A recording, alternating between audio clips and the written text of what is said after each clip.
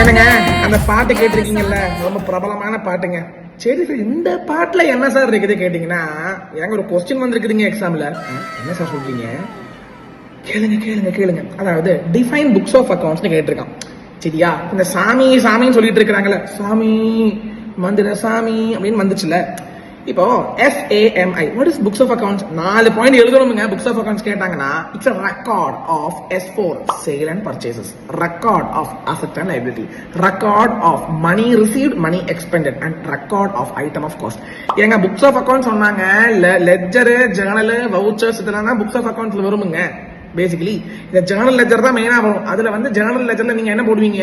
சேல்ஸும் பர்ச்சேஸும் record பண்ணுவீங்க, assets and liability record பண்ணுவீங்க, income expense record பண்ணுவீங்க, ஐட்டம் ஆஃப் காஸ்ட் ரெக்கார்ட் பண்ணுவீங்க. Section 148 is applicable. ஏங்க கொஞ்சம் ஃபன்னா படிங்க.